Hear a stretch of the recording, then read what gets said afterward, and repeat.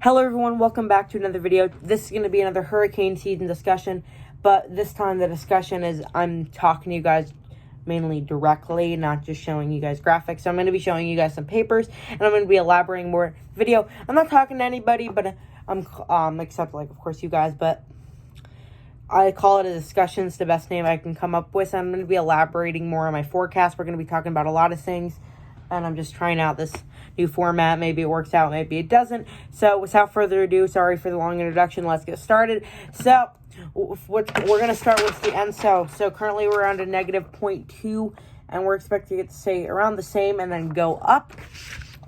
And that correlates with above average sea surface temperatures mainly here across the off the coast of South America, mainly off of the coast of Peru. And then we have slightly above average sea surface temperatures around here. We also have some above average sea surface temperatures above average in the Gulf of Mexico and east coast of the United States. Sorry about us talking a little bit too fast here. But yeah, so I just want to get that out of the way, the ENSO. And due to that, those two things, and about where the warmest waters are, the current ENSO, and a couple of other factors, such as just ENSO probabilities, like ENSO forecast shows we're likely going to be in El Nino by June, and some other things, MJA, all that stuff. We are mainly agreeing with the main analog chart of this, which these are off these three. This two I just showed, and this is off Tropical Tidbits. It printed weird, so sorry about all this white stuff, but the extra white paper. But we do see that we have above average tracks in the northern main development region. So that's going to be one of the main main development area. So like we always do, but the main development area is in the MDR, but it's going to be a little more east. And we see many systems going out to sea around Bermuda, as well as out to sea storms. So in this analog, of course, we're going to have many out to sea storms. So, and hopefully you guys can see that. But also, guys, sorry if I'm messing up. I'm just talking to you directly. It's kind of like I'm always doing freestyle talking videos. Like, I don't use scripts, but this is more freestyle, so I might mess up with hand gestures or something else. But or showing you guys this. But yeah, it's more of a freestyle than usual. So basically, like I said, many fish storms. Oops. And we also do have many Caribbean systems. Now, we're likely going to have above average shear in the southern and central Caribbean. So the eastern Caribbean is a good area for systems to form. And we do see this analog shows there's going to be many systems going through the Bahamas and out to sea. So that would be a Bahamas system. And then we see many systems going into the Carolinas. We see Carolina there. And then many systems going into the Mid-Atlantic. Now, they're not a hot spot because, of course, Mid-Atlantic, North East, that region, they're not too prone to tropical cyclones, but they're at an above average risk this year. And then we see a lot of systems going in the Gulf into the Florida Panhandle, Florida Big Bend region. Oops, sorry about that. Such as we have 2018 as an analog, Hurricane Michael. We have 2006, a system went through there. We also had Hurricane Florence. That would be a Carolina analog. 2006, they got a storm. Then we have 2004, which Florida got 4 hurricanes. So that's actually going to put the southern Florida, the Florida Peninsula, and the east coast of Florida at a risk. That's one of our analogs, too, like I said. While I didn't highlight it on this map, I was mainly highlighting above average regions, like above average risk areas, but the total like main risk areas is going to be the Florida Panhandle, Florida Peninsula, Florida East Coast, Southern Florida area, and the Carolinas. Not exactly in that order, but it's a little too early to tell that specifically. But yeah, systems in the Caribbean are going to be more east than usual, so our main development region systems, and we're going to have more systems forming into the Gulf that head northward and head into the Panhandle and places like that. Also, just another thought, we could have some storms go off, like a storm go off into around southern Texas. So we'll be watching out for that. But mainly the western and parts of the central Gulf Coast are going to be at a below average risk. Like I said, it's more freestyle, so I'm gonna mess up a bit. Sorry if I keep explaining things, just so you guys know it's a new format for me, or at least kind of. I've tried this kind of thing before, but it's longer this time. But now we're gonna go into tracking, and we're gonna be looking at where systems are gonna form and where systems are going to make landfall. So we're gonna use these charts for where systems are gonna form and parts of where they're gonna make landfall, and this one for where they're gonna make landfall. So, and partially tracks.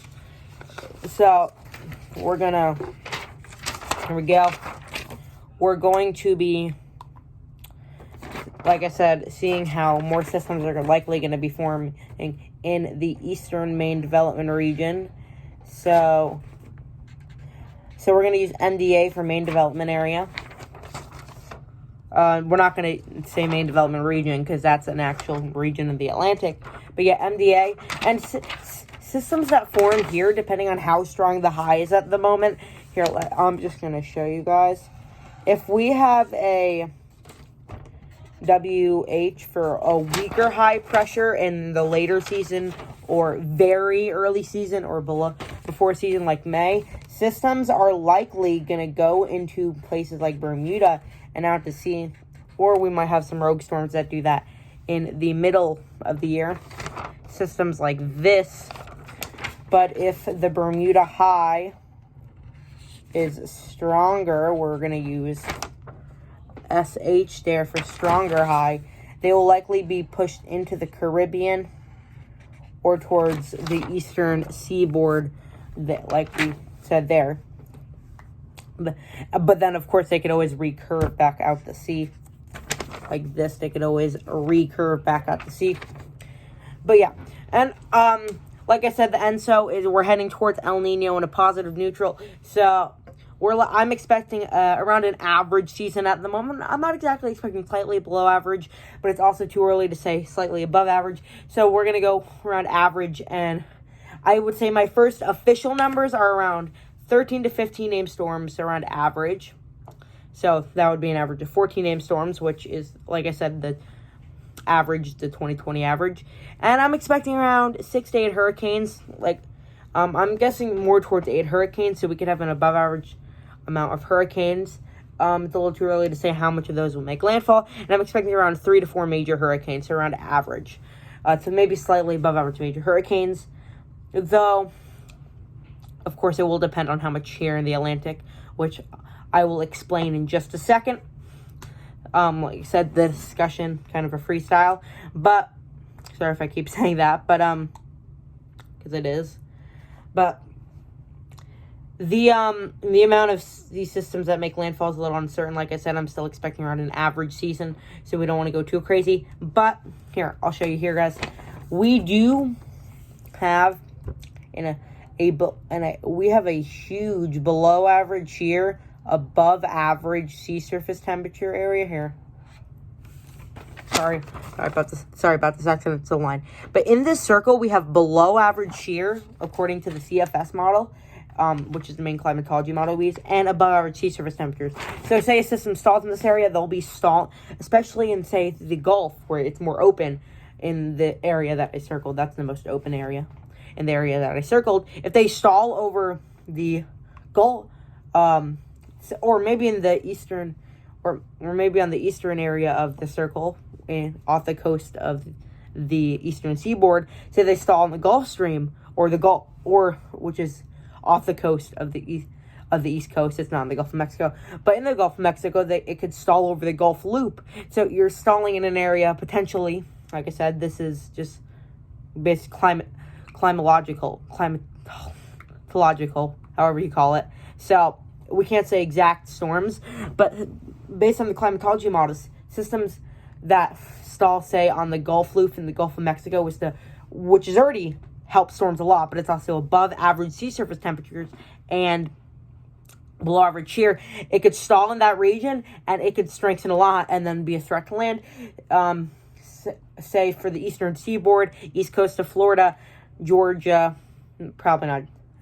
Storms don't usually make landfall in Georgia, but I'm saying if it makes landfall close to Georgia or in the Carolinas, like South and North Carolina, like, of course, those are the only Carolinas, but, you know, if a system stalls over or near the Gulf Stream, which is by the eastern seaboard, along with that already helps systems, but above average sea surface temperatures and below average shear, it could pose a significant threat, as well as to the Bahamas.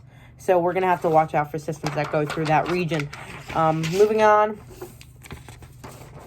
I will be showing you guys below average shear and I'll be showing you guys below average shear areas. Like, that was just other shear and sea surface temperature areas. So basically, we're going to be having below average shear in these. So we're going to use BAS for below average shear. So we're likely in the northern open Atlantic and near the eastern seaboard and Gulf of Mexico. We're going to be seeing below average shear. We're going to extend the below average area to the Carolinas. Forgot to do that, but yeah. And then we're going to have above average shear above average shear. We're going to use AAS. So that's the main area of above average shear, as well as the southern main development region, which most systems will be north of and go north or towards the Caribbean and eastern seaboard of the United States and the Bahamas. But yeah, and above average sea surface temperatures are actually, according to the CFS, going to be for most of the Atlantic, but of course shear is going to dictate a lot of that. If systems can strengthen a lot or not. Though the very southern Caribbean and off the coast of the Northeast might be a little below average, as well as in the northern Atlantic. Now we're going to go specifically into tracks. So we have 2 tracking maps here. This is, by the way, I don't know if you just skip to this part or not, because I'm going to make timestamps, because I know a lot of you want to skip to these tracks. But if you're staying for the video. But yeah, we're not... And we're doing mainly landfall tracks. So say a system comes out from the MDR. Of course, they could easily recurve out to sea, or they could easily recurve out to sea, or they could easily hit the Bahamas. But of course, we're going to go mainly landfalls here. And of course, if a system gets to Bermuda, it's bad too. We could also have systems that go near Nova Scotia, Newfoundland, so that's bad too. Those affect land. But we're going to be talking about main landfall areas like the United States, Bahamas, Caribbean islands, etc., etc. So, say a system were to come into, like go into, or say they formed in the Eastern Caribbean. So say they formed there, or a low pressure off Africa went into there. If it came off the coast of Africa, likely wouldn't make it to the Eastern Caribbean, though we're expecting a lot of lows in the Eastern Caribbean. That could, if the conditions are right, become a tropical cyclone. But say a system is in the Eastern Caribbean for either one of those scenarios, it would likely affect Puerto Rico, and it could do one of 2 things. Depending on how the high setup is, and if we're going to use our analogs, we're going to be seeing that it can either recurve out and go north. If it recurves out and goes north, Caribbean islands are affected. That's bad, but no threat anywhere else, except maybe if it went towards Nova Scotia. Though our analogs do tell us, because another analog I mentioned some of the main analogs earlier, but there's also some other analogs. Like 2012, the system could move north, affect the Bahamas too. So the other system other track I just showed would affect the Bahamas, but not as much. But like, say a system took a more westward track, it would affect the Bahamas a lot, and then it would head towards the mid-Atlantic, take kind of a sandy track like the 2012 analog. But if there was the troughs are right in place, say, then we could have the worst scenario possible. Say, if it stayed around the warm waters near the Bahamas and below average shear areas, it would go through the southern Bahamas and could either turn up the East Coast, where it would affect the East Coast, or it could go through the Florida East Coast. So, we have fish storms and island storms, IS, I don't know. And then we have land storms. So, FS for fish storms, IS for island storms, like the Bermuda Islands, as in Bermuda as an island, and then LS for land storms. Now, so this was the more eastern tracks, and finally we're going to go into the more western tracks. So, say a system forms in the Gulf, it will likely go into the Florida Panhandle or into the Florida Big Bend. If we look in our analogs, and of course, even if it's a short track, they can move slow, even if it doesn't gain that much strength. And by the way, none of these tracks I'm saying so far are guaranteed to make anything above a tropical storm. I'm saying at least a named storm. So even if it went through the Bahamas, warm waters, it could just be a tropical storm. But of course, that is still bad. Tropical storms cause a lot of damage. Tropical storm warnings, all that stuff. It messes up schedules. So, yeah.